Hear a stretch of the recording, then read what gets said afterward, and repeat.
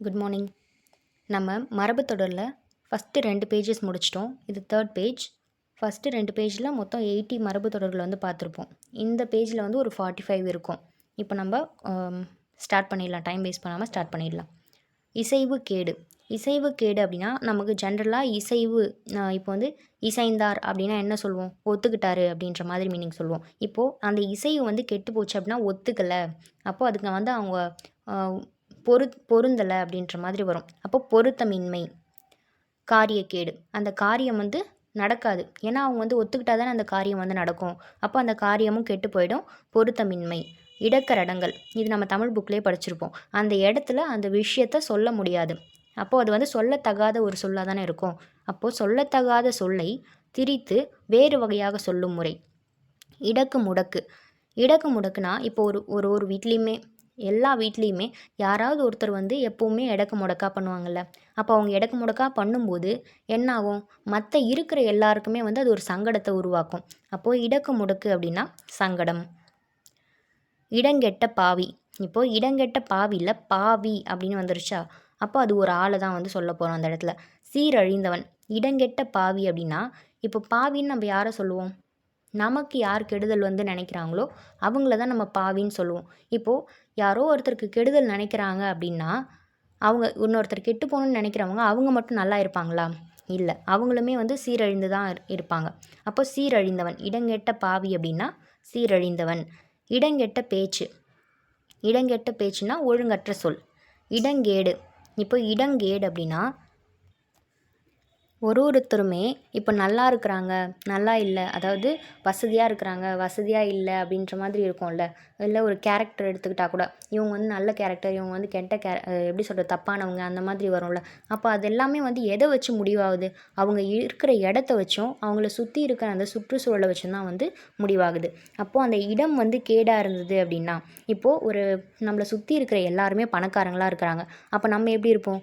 நம்ம வந்து சீக்கிரமாக முன்னேறி நம்மளும் வந்து அவங்கள மாதிரி ஆகணும் அப்படின்னு நினைப்போம். இப்போ நம்ம சுற்றி இருக்கிற எல்லாருமே வந்து கேடானவங்களாக இருக்கிறாங்க. நம்ம இடமே வந்து ஒரு கேடாக இருக்குது அப்படின்னா நம்ம என்ன பண்ண நினைப்போம்? நம்ம முயற்சி பண்ணி மேலே வரணும்னு நினைப்போமா? இல்லை, நம்ம வந்து வறுமையிலேயே தான் அப்படியே தான் இருப்போம். அப்போ வறுமை, தாறுமாறாக தான் நம்ம லைஃப் வந்து போயிட்டுருக்கும். இடங்கொடுத்தல் பார்த்தோம்னா இப்போது ஒரு பொண்ணு பின்னாடி ஒரு பையன் சுற்றுறான் அப்படின்னா வீட்டில் வந்து என்ன சொல்லுவாங்க? அது வீட்டுக்கு தெரிய வந்ததுன்னா நீ இடம் கொடுக்காமலாம் அந்த பையன் வந்து உன் பின்னாடி வரான் அப்படின்னு வந்து ஒரு கொஷின் கண்டிப்பாக வரும் எல்லார் வீட்லேயுமே.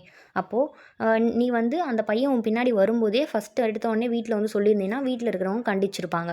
அப்போது நீ வந்து கண்டிப்பு இல்லாமல் விட்டுருக்க, வீட்டில் இருக்கிறவங்க கண்டிக்க முடியாமல் பண்ணிட்ட, நீ வந்து அந்த இடத்துக்கு பிடி கொடுத்துருக்க, பிடி கொடுத்ததுனால தான் அவன் இப்போ வந்து உன் பின்னாடி வரான் அப்படின்ற மாதிரி ஒரு ஸ்டேட்மெண்ட் கண்டிப்பாக வரும்.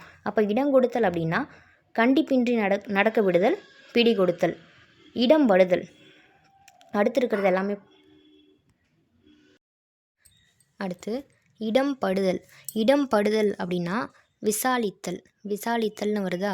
இதில் இடம் படுதல், அந்த படுதல் வந்து படுத்தல்னு வச்சுக்கலாம். இப்போ விசாலமாக படுக்கிறது, விசாலமான பெருசாக. இடம் படுத்தல், படுக்கிற அளவுக்கு விசாலமாக இருக்குது. இடம் படுத்தல் அப்படின்னா படுக்கிற அளவுக்கு விசாலமாக இருக்குது. அடுத்து இடம் பண்ணுதல். இந்த இடம் பண்ணுதலை உணவு வழிபாட்டுக்கு இடத்தை துப்புரவு செய்தல்னால் க்ளீன் பண்ணுறது இல்லையா? இடம் பண்ணுதலை இடத்தை வந்து க்ளீன் பண்ணுதல்னு வச்சுக்கலாம். படுதல்னா படுத்தல், விசாலமாக படுத்துக்கிறாங்கன்னு வச்சுக்கலாம். இப்போ பண்ணுதல் அப்படின்னா க்ளீன் பண்ணுதல். ஏன்னா சாப்பிட்ற இடத்த இப்போ நம்ம சாப்பிட்றதுக்கு முன்னாடி அந்த இடத்த வந்து க்ளீன் பண்ணிட்டு தானே உட்காந்து சாப்பிடுவோம். அப்போது உணவு வழிபாட்டுக்கு இடத்தை வந்து துப்புரவு செய்தல். இடித்துரைத்தல்னா இடிப்பாறை இல்லாத ஏமரா மன்னன் கெடுப்பார் இல்லானும் கெடும் இல்லையா? அப்போ இடிப்பார் அப்படின்னா யார்? நம்ம வந்து இந்த விஷயம் செஞ்சால் தான் நல்லது நடக்கும், இந்த விஷயம் செஞ்சால் கெட்டது நடக்கும் அப்படின்னு சொல்லிட்டு நம்ம வந்து என்ன செய்யணுன்றதை நம்மளை இடித்து கூறுறது, வற்புறுத்தி சொல்லுவாங்க அவங்க. இதுதான் நீ செய்யணும், இது செய்யக்கூடாதுன்னா கூடாது தான் அப்படின்னு சொல்கிறவங்க தான் இடிப்பார். அப்போ இடித்துரைத்தல் அப்படின்னா வற்புறுத்தி சொல்லுதல், அழுத்தி சொல்லுதல். இடுக்கு பிள்ளைனா அம்மா வந்து எங்கே வச்சுருப்பாங்க? இடுப்பில் வந்து பிள்ளையை வச்சுருப்பாங்களா? ஒரு கை குழந்தை தானே வச்சுருப்பாங்க. கை குழந்தை தான் இடுப்புலேயே வச்சுன்னு இருப்பாங்க. பெருசாகிட்டா கீழே வந்து நடந்து போயிடும் இல்லையா? அப்போ இடுக்கு பிள்ளைனா கை குழந்தை. இடுக்கு முடுக்குனா மூளை முடுக்கு, இடுக்கான இடம் அப்படின்னு சொல்லுவாங்கள்ல.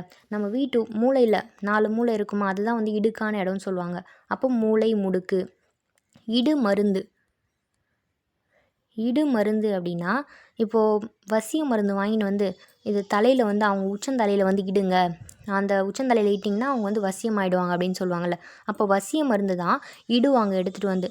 அந்த மற்ற மருந்தெல்லாம் வந்து உள்ளுக்கு எடுத்துக்குவாங்க, சாப்பிடுவாங்க. இந்த மருந்தை மட்டும்தான் இடுவாங்க தலையில். அப்போ இடு மருந்து அப்படின்னா வசிய மருந்து. இடை இடையே, இடை இடையே அப்படின்னா ஊடே ஊடே, அதுலேயே வந்துடுச்சு. இடை இடையே ஊடே ஊடே, இடையில இடையிலனா ஊடே ஊடே தான் வரும். அடுத்து இடை கொள்ளை, இது 2 விஷயம் ஒரே மாதிரி வரும். இங்கே பாருங்கள், இடை கொள்ளைனா ஊடு தட்டு, இடை தட்டுனா இடை கொள்ளைன்னு வருதா. அப்போது இந்த தட்டுக்கு கொள்ளை வரணும். இப்போது கொள்ளையடிக்கு வராங்கன்னு வச்சுக்கலாம். வீட்டை கொள்ளையடிக்கு வராங்கன்னா கதவை தட்டிட்டா உள்ளே வருவாங்க, அவங்க பாட்டு உள்ளே வந்துடுவாங்க இல்லையா. அப்போது ஆப்போசிட்டாக தான் இருக்குது, ஆனால் நம்ம ஒன்றா வச்சுக்கலாம். கதவை தட்டிட்டு கொள்ளையடிக்க உள்ளே வராங்க. அப்போது இடை கொள்ளை அப்படின்னா ஊடு தட்டு. இப்போது வீட்டை தட்டுவாங்க, அதை வந்து ஊடுன்னு சொல்லுவாங்கள்ல, பேச்சு வழக்கில் ஊடுன்னு சொல்லுவாங்க. அப்போ வீட்டை தட்டுறவங்க யார்? கொள்ளையடிக்க வரவங்க தட்டுறாங்க. வீட்டை தட்டுறது கொள்ளையடிக்க வரவங்க தட்டுறாங்க. அடுத்து இடைச்சுவர். இடைச்சுவர்னா இடையூறாக இருக்கான். இப்போ நம்ம காம்பவுண்ட் சவுர் இருக்கும். காம்பவுண்ட் சவுர் வந்து நம்ம எகிரி குதிக்கணும் அப்படின்னா, இப்போ நம்ம வீட்டை விட்டு வெளியே போனோம் அப்படின்னா அது ஒரு கேட் வழியாக போகக்கூடாதுன்னு சொல்லிடுறாங்க. அப்போ நம்ம எகிரி குதிச்சு போனோம் அப்படின்னா அது ஒரு இடையூறாக தானே நமக்கு இருக்கும். இப்போ காம்பவுண்ட் இல்லைன்னா அப்படியே ஸ்ட்ரைட்டாக வெளியில் போயிடலாம் இல்லையா. அப்போ அந்த காம்பவுண்ட் வந்து நமக்கு ஒரு இடையூறாக தான் இருக்குது. அப்போ இடைச்சுவர் அப்படின்றது ஒரு இடையூறு. அடுத்து இடை தெரிந்து. இடை தெரிகிற மாதிரி சேலை கட்டுறது யார் கட்டுவா? பெண்கள் தான் கட்டுவாங்க. அப்போது செவ்வி அறிந்துன்றத செவ்வி அப்படின்றத செல்வின்னு வச்சுக்கலாம். செவ்வி அறிந்து இடை தெரிகிற மாதிரி யார் சேலை கட்டுவாங்கன்னா செல்வி அப்படின்ற பொண்ணு கட்டுவா. இடைவிடாமல்னா எப்பொழுதும். இடை வெட்டிலே அப்படின்னா தற்செயலாய். இடை வெட்டிலேனா தற்செயலாய். அடுத்து இட்டு கட்டுதல்னா இட்டு கட்டி பேசுகிறாங்க, இல்லாதது பொல்லாததெல்லாம் பேசுகிறாங்க. இமை பொருந்துதல்னா தூங்குறது, கண்ணை மூடி தூங்குவோம் இல்லையா, அதான் இமை பொருந்தல். தூக்கமடைதல், உறங்குதல். இரட்டுற மொழிதல் ஜென்ரலாக தெரிஞ்சது தான். டபுள் மீனிங்கில் பேசுகிறதுக்கு பேர் தான் இரட்டுற மொழிதல், இரு பொருள்பட பேசுதல். இரண்டர கலத்தல். இப்போது ஆண்டாள் வந்து பெருமாளோட இரண்டர கலந்துட்டா, அவங்களோட சேர்ந்துட்டா அப்படின்றது முக்தி அடைதல். மறுபிறப்பு வந்து கிடையாது அப்படின்றது தான் இரண்டர கலத்தல். இரண்டில் மூன்றில்னா 2-3 நாளுக்கு ஒரு தரம். 2-3 நாட்களுக்கு ஒரு தரம். ரெண்டுங்கெட்டான் நேரம்னா காலையும் கிடையாது இரவும் கிடையாது, பகலும் இல்லை இரவும் இல்லை, அதுக்கு நடுவில் இருக்கக்கூடிய அந்த மாலை பொழுது தான். சூரியன் மறை நேரம் வரும் இல்லையா, அந்தி பொழுது, அந்த மாலை பொழுது. ரெண்டுங்கெட்டான் அப்படின்னா அந்த 2 அப்படின்றது நன்மை தீமையை வந்து சொல்கிறாங்க. நன்மையும் தெரியாது, தீமை எதுன்னு தெரியாது. இப்போ கூட வந்து சிலரெல்லாம் சொல்லுவாங்க அது ரெண்டுங்கட்டான் அப்படின்னு சொல்லுவாங்க. அப்படின்னா என்ன? அது நல்லது எது தப்பு எதுன்னே தெரியாது, நல்லது எது தப்பு எதுன்னு தெரியாது. அடுத்து ரெண்டு நினைத்தல்னா இப்போது வெளியில் பார்க்குறவங்களுக்கு ஒரு மாதிரி அவங்க நினைக்கிற மாதிரி தெரியும், மனசுக்குள்ளே வேறு ஒன்று நினைப்பாங்க. வெளியே பார்க்குறவங்களுக்கு வந்து மற்றவங்க நல்லா இருக்கணும்னு நினைக்கிற மாதிரி ஒரு பிம்பத்தை வந்து க்ரியேட் பண்ணுவாங்க. ஆனால் மனசுக்குள்ளே வந்து அவங்க நல்லாவே இருக்கக்கூடாது அப்படின்னு சொல்லி நினைப்பாங்க. அப்போது 2 விஷயம் நினைக்கிறவங்க. அப்போ வெளியில் வந்து என்ன தான் நல்லா இருக்கணும்னு நினைக்கிற மாதிரி வச்சாலும் மனசில் என்ன நினைக்கிறாங்க? கெடுதல் தான் நினைக்கிறாங்க. அப்போ அவங்க வந்து எப்படியாப்பட்ட ஆளாக இருப்பாங்கன்னா கெடுதி நினைக்கிறவங்களாக தான் இருப்பாங்க. அப்போ 2 நினைக்கிறாங்கனாலே கெடுதி தான் நினைப்பாங்க. இரண்டு படுதல்னாலே 2ஆக வெட்டுறது. பிளவுபடுதல், ஐயுறுதல். 2 படுதல், ஐயுறுதல் டவுட் ஆகுறது. ரெண்டாவது அப்படின்னாலே டவுட் ஆகுறது. 2 எட்டில் இப்போது இப்படி ஒரு 2 எட்டு போடுறாங்கன்னா இப்போ அது எவ்வளோ ரொம்ப டைம் எடுத்துதா? இல்லை, 2 எட்டு போடுறேன், அவ்வளோ ஒன்றும் டைம் எடுக்கலை, ரொம்ப சீக்கிரமாகவே முடிஞ்சிச்சு. அப்போ விரைவில். 2 எட்டில்னா விரைவில்.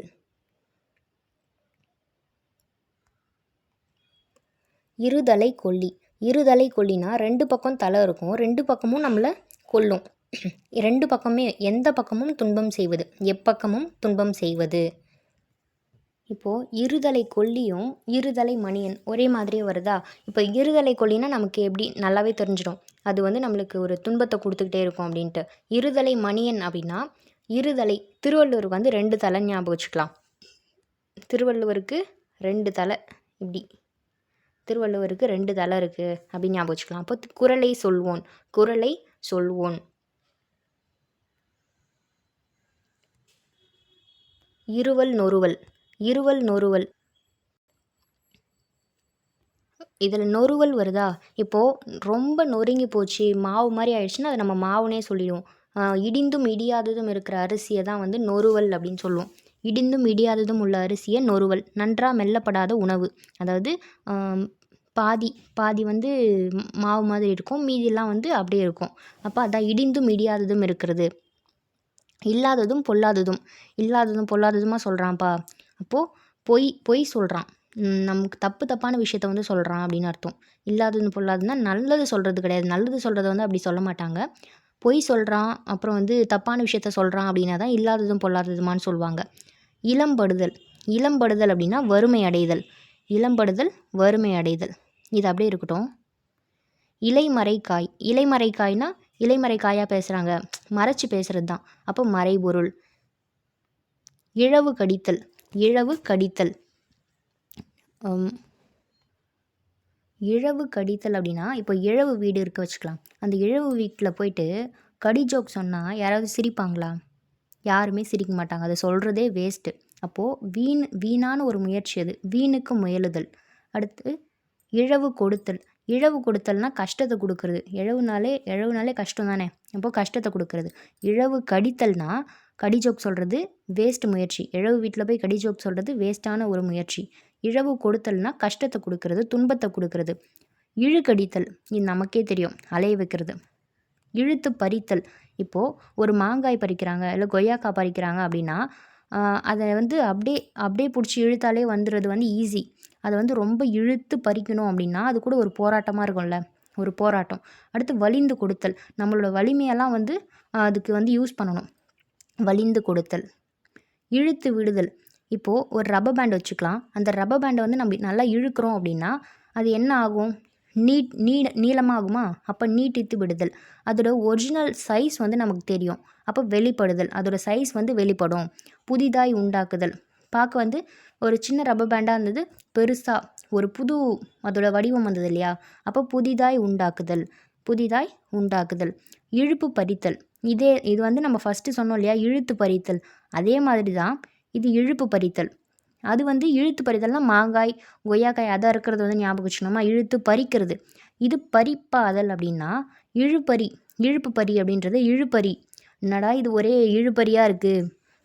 ஒரு கடன் கொடுக்குறாங்க, அதை வந்து வாங்குறது வந்து ஒரே இழுபறியாக இருக்குது, அவன் கொடுக்கவே மாட்டேங்கிறான் அப்படின்ற மாதிரி சொல்லுவாங்க இல்லையா? அப்போது அது ஒரு போராட்டம் தான். அந்த கடனை கொடுத்துட்டு இது வாங்குறாங்க இல்லையா, அது ஒரு பெரும் போராட்டமாக இருக்கும் அவங்களுக்கு. அப்போ போராட்டம். போதியதும் போதாததும் ஆதல்.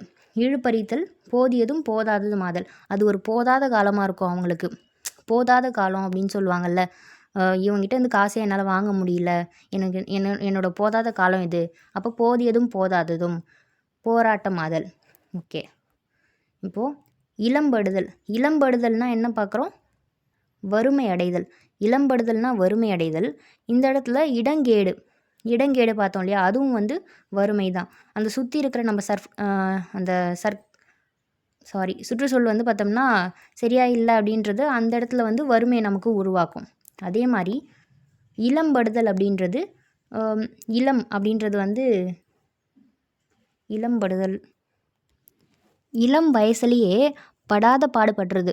அதான் இளம் படுதல். இளம் வயசுலேயே படாத பாடுபடுறாங்க, ஏன்னா அவங்க வறுமையில் இருக்கிறாங்க. அப்போ இளம் வயசுலேயே படாத பாடுபடுறது வறுமையினால தான். ஓகே. இப்போ இந்த பேஜில் இருக்கிற அந்த 45 மரபு தொடருமே வந்து முடிச்சிட்டோம். இன்னைக்கான போர்ஷன் வந்து முடிஞ்சிச்சு. அதே மாதிரி நாளைக்கு வந்து நம்ம 4th பேஜ் வந்து பார்க்கலாம். தேங்க்யூ.